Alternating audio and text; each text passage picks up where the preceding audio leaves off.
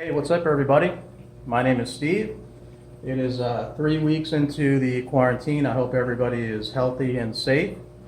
I figured since watching YouTube and binging on Amazon Prime, you might want to get an update on my aquarium. It's been 10 months. I started watching by watching YouTube videos, and I really didn't know much about aquariums when I began. But by watching YouTube, reading online and getting advice from my local fish store. By the way, Sea Level Aquarium in Montville, New Jersey on Route 46 West. If you ever need anything and you're in the area, go see Warren, tell him Steve sent you. Warren's the best. So later on, after I show you the aquarium, I'm going to do a feeding. I have some brine shrimp, I have some bloodworms, and some marine cuisine, which I got from a standard, pet store, PetSmart. And then I have a clam that I'll feed to my copper band butterfly fish. So, starting out, I wanted to show you how the whole system works, starting from the bottom. So, right down here, we have the sump. And I'm dosing with calcium and alkalinity and magnesium, and there's a dosing pump right there. And then I have an eShops skimmer. The skimmer works great. I've had it since day one. And I have a frogspawn, which removes the phosphates from the water. I don't really use it too much. I don't change the media too much because I have over here a refugium. The sump started out as a drip sump, and I converted it into filter socks. And then right down here, if you can see the macroalgae, I've got some calabria and some gracilaria, which is growing. I also have a couple of snails down there just to clean up all the algae. And so it's been working great. It's been filtering out all of the phosphates and the nitrates, and it's adding oxygen back in the water. The skimmer also adds oxygen back into the water for the fish. So it's a give and take relationship. The fish and all the food that decays in the tank creates nitrates and ammonia, and the sump is what helps to remove all of that from the water and adds oxygen back in. And then I have a red light, which helps the algae grow. So this light comes on automatically at around 11 o'clock at night. It stays on about 10 hours. So when the lights in the tank are off, the refugium light comes on, and it helps the macroalgae grow. So that's basically what I have going on down here. A lot of this is controlled by my Alexa. I can tell Alexa to turn off my skimmer. I can tell Alexa to turn off my sump. So when I'm doing water changes, it's easier than pulling the plugs out. I just say, Alexa, turn off my sump, or Alexa, turn off my skimmer, and she helps me out with all that. So that's the bottom of the tank. And over here, this is my fish tank. So I just added that today. I added that yesterday. That's a pulsing xenia. Over here we have a leather coral, and down here is my pearl jawfish. I had two, but I recently moved my tank about a month ago, and the other one didn't make it. So when he died, I fed him to the anemone, which is right here, and there's a maroon clownfish that hosts the anemone. It's a symbiotic relationship. The anemone protects the clownfish, and the clownfish protects the anemone, and it actually feeds the anemone. So this is a torch coral I got from Warren at Sea Level Aquarium. It's doing great. You can see back there I've got a couple of snails, which is part of my cleanup crew.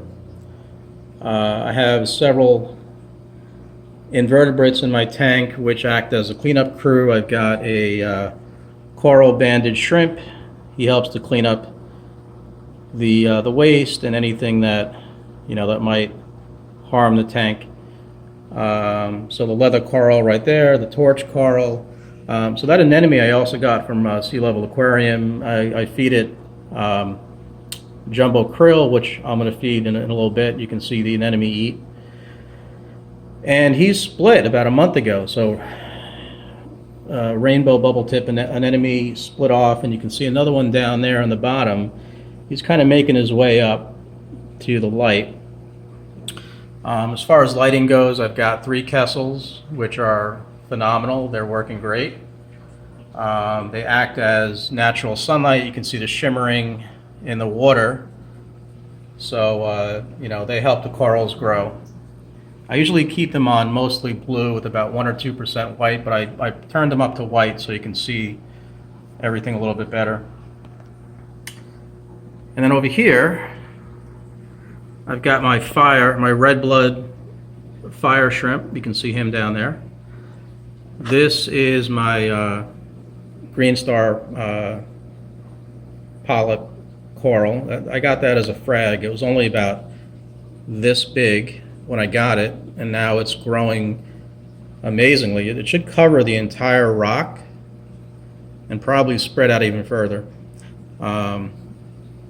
So moving on with the corals, I have a mushroom coral, which is doing great. That was a very tiny frag, and a frag is basically just a small piece that you get from the fish shop that, they might take a larger coral and cut it down into little frags, and they sell them. So that was a little tiny frag when I got it, and now it's growing out of control. So that's doing very well.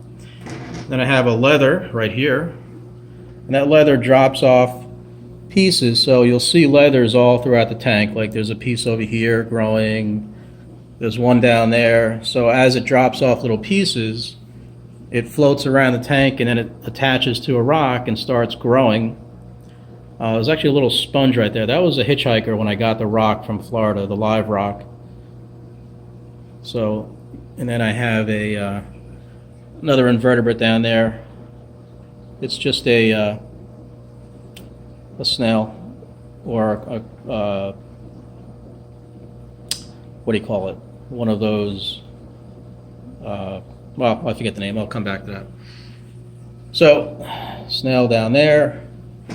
This is frogspawn. I got this on Sunday, and I put it in. It seems to be doing well. I got this from a local guy that comes to my house. He's the guy that moved my tank. His name is John. He dropped it off for me along with the pulsing xenia. So that's a frog spawn down there. And over here, I think that's a zoanthid. I'm not really sure. I got that from a show in the Meadowlands, and I got that one too. I like that one. And there's more sponge down there. That little yellow right over there, that's a sponge growing.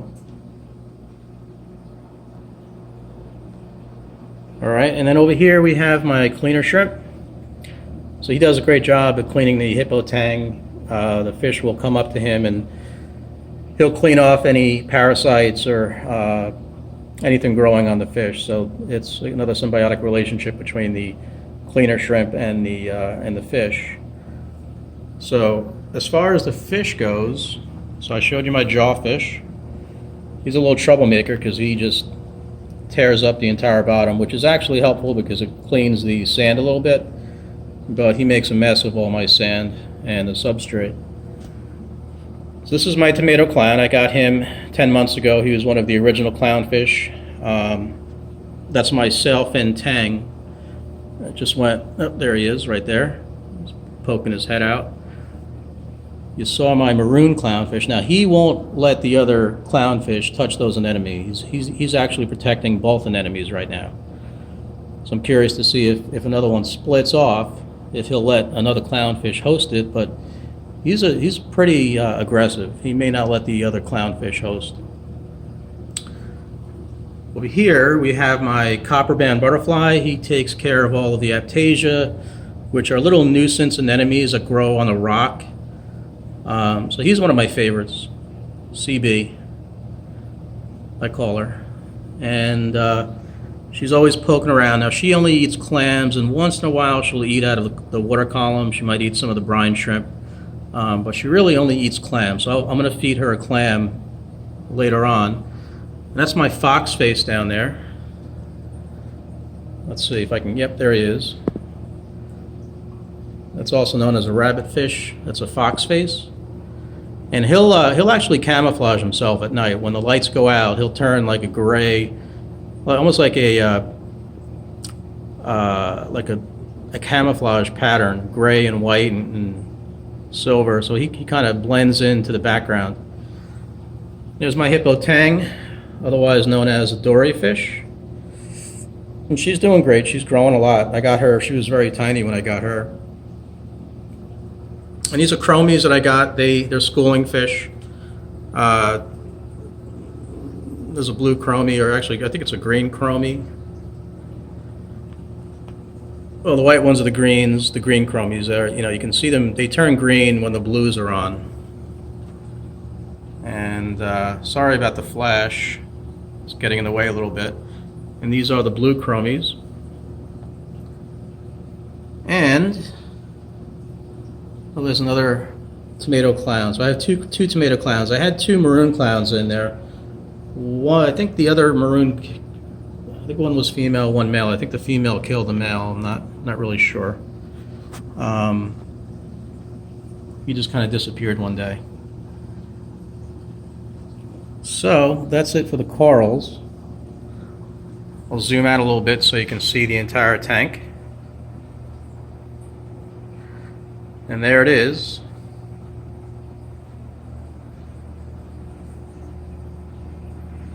It's very relaxing when I'm eating dinner or breakfast. I'll sit here and watch the tank, wishing I was diving somewhere in the Caribbean with the fish and not looking at the fish, but this is always second best. So, all right, let me see if I can feed them and what you can watch them eat. All right, so this is what I'm feeding them. I have a clam, which I'll feed for the copperband butterfly. I opened it up a little bit just so he can get his nose in there and everybody else doesn't gorge themselves on the clam. I try to keep this only for the copperband butterfly because that's really what he likes. And here I've got some bloodworms, I've got some brine shrimp, and then marine cuisine, which is a mixture of a lot of different things. And then over here I have some krill, which I feed to the anemone. So I'm going to start out by feeding all the greedy fish first. And it'll be like a little feeding frenzy in there.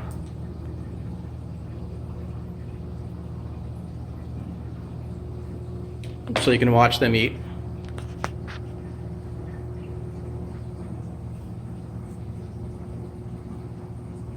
Now you notice the copperband butterfly fish isn't quick enough to catch the food, but the hippo tang is, he'll gorge himself on anything he can get. And the foxface. So those are the 2 biggest eaters in the tank. I try to get them full before I feed the butterfly fish, the clam.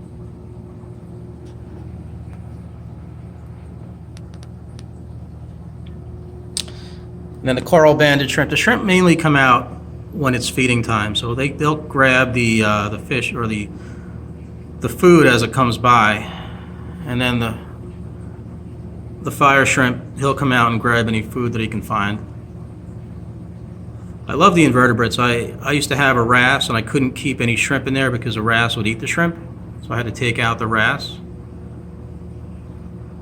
And the coral banded shrimp is a really cool shrimp. I like him. He'll shed once every couple of months, and then he'll leave an entire shell on the bottom, but he's been growing pretty quick. And then there's a cleaner shrimp. He's growing too. I got him when he was real tiny, so they're all eating very well. Oh, and there's a firefish. I had 2 firefish. I lost one, but there's the firefish back there. All right, so I'll give it a few more seconds. I'll let them finish up eating. and then I'll drop in the clam, and you can see the copper band butterfly fish eat the clam. And then I'll try to feed the anemones with the phone in my hand. It's not as easy with the anemones because I need 2 hands, so I'll do my best showing you how I feed them.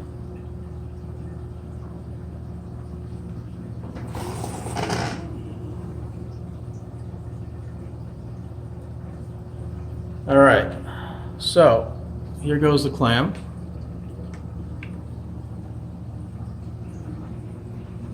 And you'll see the butterfly fish go right after it. So he can get his long beak inside there. The sailfin tang really can't get in there, so I give the butterfly fish a chance to eat. And that clam will open up, and once it opens up, the fox face, the hippo tang, the sailfin tang, they all kind of jump on it. And they'll devour the clam before the butterfly fish can. So, and then you see that the cleaner shrimp goes in there. So everything in the tank will eat that clam. Even I have a bristle worm that hides out. He'll come out at night and he'll eat up any scraps. So he's also part of the cleanup crew. A lot of people don't like to have bristle worms in a tank, but he doesn't bother me at all. If I see too many, I'll pick one up and I'll feed it to the anemone. So yeah, it's pretty cool how that butterfly fish gets his beak in there. Now he'll pick at the reef. Anything that he finds he'll eat, especially the aptasia, which is a nuisance anemone. They grow like crazy, and they're very hard to maintain or get rid of. So I had a filefish in there, but the filefish was eating a lot of the softies, so I took the filefish out.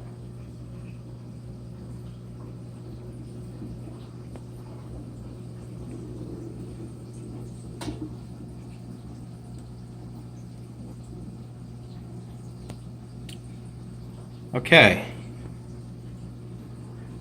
All right, so now let me see if I can get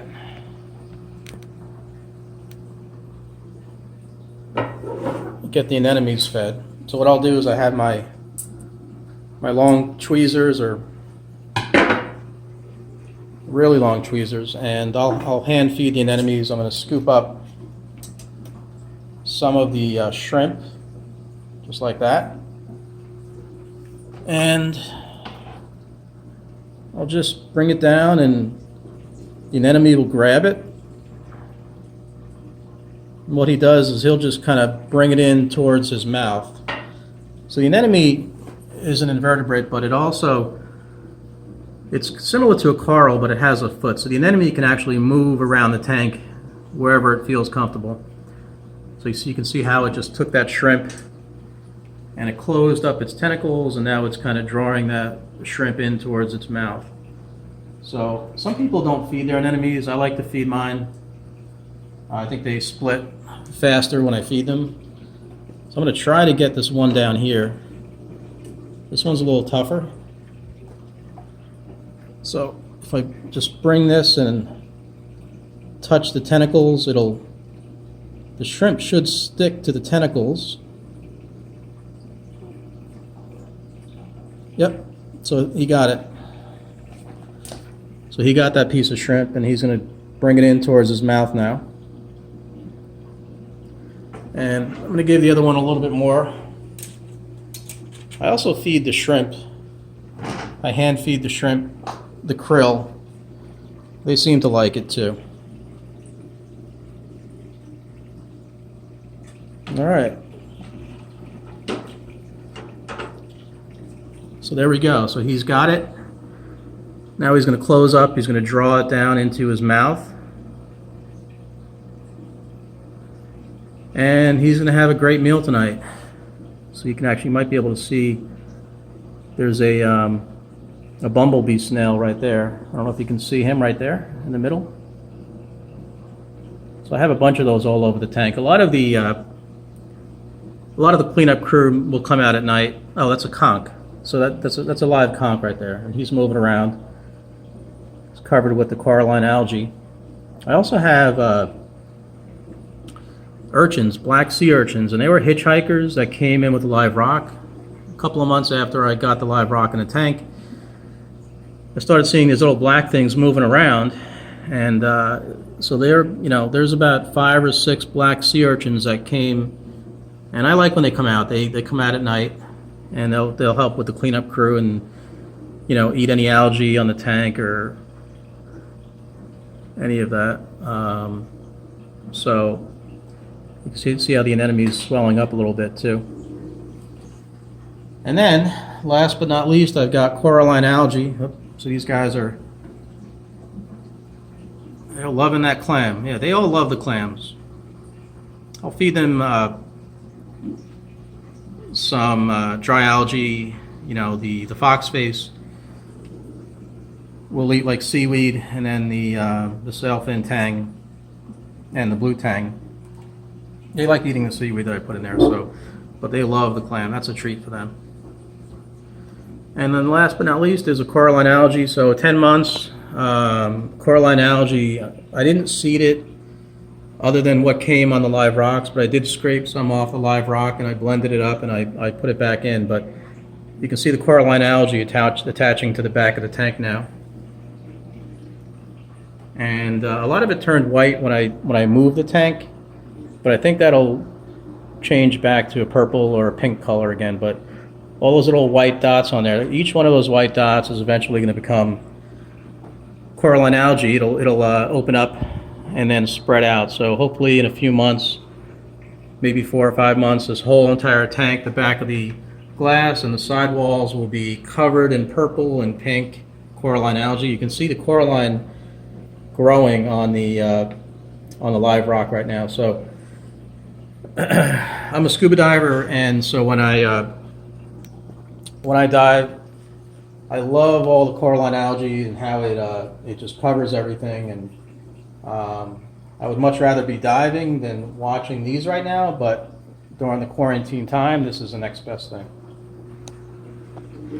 All right, guys, well, I hope you enjoyed an update on my aquarium, my marine aquarium. If you have any questions or comments, please post them. I'd love to hear them. If you want me to video anything else, and I'll continue doing updates once every month or so. So I hope everybody stays safe. I hope everybody stays healthy, and I hope this quarantine is over very, very quickly. So,